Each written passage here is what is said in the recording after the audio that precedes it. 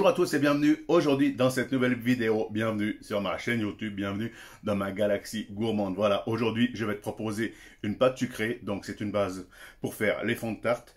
C'est une base aussi, tu peux en faire des biscuits, tu peux l'aromatiser, tu mets ce que tu veux dedans. C'est évidemment ce que tu aimes et aussi l'utilisation que tu vas en faire. Si tu fais une tarte aux pommes, tu peux très bien rajouter un peu de cannelle dedans, de gingembre, c'est vraiment comme toi tu veux. C'est aussi l'association, le mariage des saveurs que toi tu voudras donner à ta confection. Voilà, bienvenue à tous, bienvenue aux nouveaux abonnés, bienvenue à ceux qui découvrent ma vidéo ou ma chaîne par cette vidéo. Voilà, et je te propose tout de suite tout le déroulé de la vidéo et aussi toutes les petites étapes à suivre pour faire cette pâte sucrée avec 2-3 petites astuces, notamment ne pas trop travailler la pâte. Voilà, allez, tout de suite, c'est parti. N'hésite pas à laisser un pouce bleu, à t'abonner, à laisser un commentaire ou même à partager la vidéo sur les réseaux sociaux. Mais tu peux également me suivre sur Facebook et sur Insta.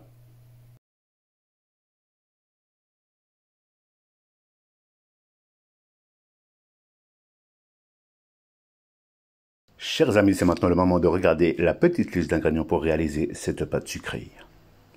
220 g de beurre doux, 500 g de farine T55, 60 g de poudre d'amande, 180 g de sucre glace, 4 g de sel fin, 110 g d'œufs, soit 2 gros œufs. Voilà, donc dans la cuve de mon robot, tu peux évidemment aussi le faire sur la table à la main. J'ai mis déjà la farine dedans et avec la feuille, je vais tout simplement venir rajouter les ingrédients. Donc je vais commencer par les ingrédients secs, donc la poudre d'amande, comme ceci, le sel. Donc le sel, il existe des micro-balances, donc qui te pèsent au gramme près. C'est important si tu veux une pâte régulière dans le goût, si tu veux un équilibre de goût qui soit constant par rapport aux produits que tu utilises. C'est des micro-balances qui ne coûtent pas spécialement cher. Le premier prix, la mienne, je le paye 20 ou 25 francs. Donc c'est vraiment pas cher pour quelque chose qui va te peser au gramme près. Et franchement, voilà, ça vaut la peine d'investir dans ce genre de petite balance. Je vais aussi rajouter le sucre glace, comme ceci. Là, je vais déjà donner un petit tour de robot. Voilà, juste pour mélanger les matières sèches. Voilà. Et là, maintenant, je vais venir rajouter le beurre.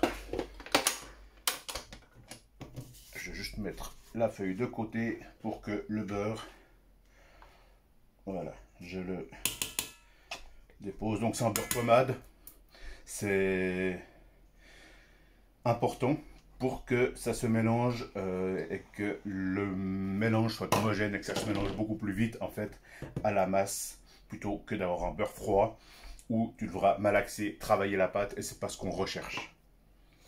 Donc là, j'ai rajouté le beurre et je vais laisser tout simplement se mélanger.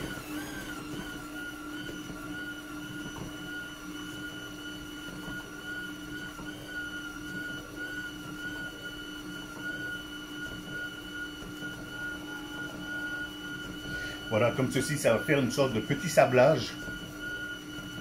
Donc comme on peut le voir dans la terrine, et là je vais venir rajouter donc mes œufs. Donc les œufs, pour avoir la quantité exacte, c'est tout simple. Tu prends les œufs, tu les casses, ensuite avec une fourchette ou simplement le bas mix, tu les mixes en coups et tu repèses la quantité exacte que tu as besoin. Là aussi on est dans la précision, donc ça dépend aussi à quelle période, quel jour tu fais ta pâte. Les jours où c'est humide, il peut y avoir plus d'humidité dans la pâte. Après, tout se jouera dans la cuisson. Donc là, je vais rajouter les œufs, comme ceci. Je vais venir chercher au fond de ma mesurette le reste. Voilà. Et dès qu'on arrive à ce stade-là, on arrête. D'accord? On ne recherche pas à travailler une pâte, à lui donner de la force. Ce qu'on recherche, c'est simplement un phrasage. Simplement que la pâte se mélange, que les aliments forment une pâte homogène qui puisse par la suite être facile à étaler, qui ne se rétracte pas quand on l'étale et aussi à la cuisson quand tu l'as fait dans des petits cercles qui ne redescendent pas. Voilà. Donc là, alors avec une corne, évidemment, on vient juste racler un peu les bords pour être sûr que toutes les matières soient dans la pâte. Donc là, tu peux évidemment, si besoin, redonner un petit coup de robot. Voilà. Hop, comme ceci. Maintenant, votre pâte, elle est mélangée, elle est phrasée. Comme je vous ai dit, on ne recherche pas à donner de la force à la pâte. C'est aussi pour ça qu'on prend une farine standard et que tout simplement, eh bien, la pâte, maintenant, il faut la laisser reposer. Donc maintenant, notre pâte sucrée, elle est faite. Alors, pour la conservation, parce que moi, j'aime bien faire mes pâtes 24 heures avant qu'elles aient le temps de reposer. Quand je mets des zestes de citron, d'orange ou autre dedans, ça ait le temps de prendre le goût aussi. Ou de la vanille tout simplement. Donc ce que je fais, cette pâte là, maintenant je vais la diviser en deux. Tout simplement dans un papier film. Voilà. Et là, je la mets déjà légèrement en forme. Je commence déjà un peu à l'aplatir. Comme ça, elle va se reposer pendant toute une nuit au réfrigérateur. Voilà, je fais attention de bien emballer aussi les bords. Hop.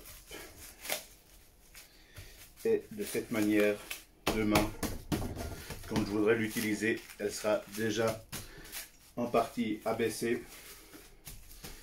Et j'aurai moins besoin de la travailler, moins besoin de l'étaler, puisqu'elle aura déjà pris une certaine épaisseur dans le long. Voilà, excusez-moi, je ne trouvais plus mes mots. Voilà. Donc, pareil pour ceci. Pardon pour le bruit.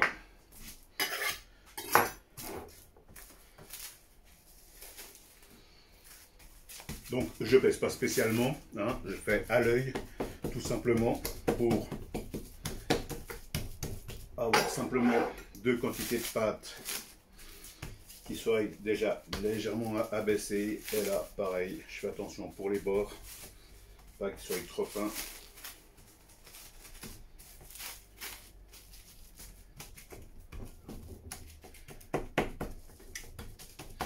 Voilà. Donc là, vous avez vu, la pâte, on ne l'a pas trop travaillée. Tout simplement, on a juste fait un petit phrasage. Là, on l'a, comme on pourrait dire en boulangerie, mise en forme. Et là, maintenant, elle va se reposer pendant 24 heures au réfrigérateur. Et tout simplement, demain, on pourra finir de l'étaler à l'épaisseur désirée. Voilà, nous sommes au terme de cette vidéo. C'est le moment de se dire au revoir, mais c'est aussi le moment de te dire, ben, tiens, cette recette, je vais la garder, je vais l'imprimer, je vais faire des captures d'écran, je vais la réécrire quelque part parce que c'est une base et c'est une base avec laquelle tu peux faire énormément de choses. La seule limite, c'est ta création. La seule limite, c'est les limites que toi, tu vas te fixer. Mais bien évidemment, cette recette, eh bien, tu peux l'utiliser toute l'année pour tout, pour chaque occasion. Et ça fera toujours plaisir. Une pâte maison est toujours meilleure qu'une pâte, je n'ai pas envie de dire le mot, mais voilà.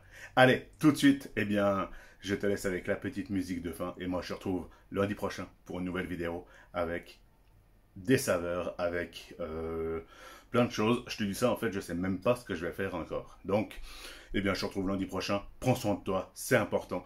Et aussi, eh bien, mange bien. La nourriture, c'est la santé. Allez, bonne semaine. Ciao.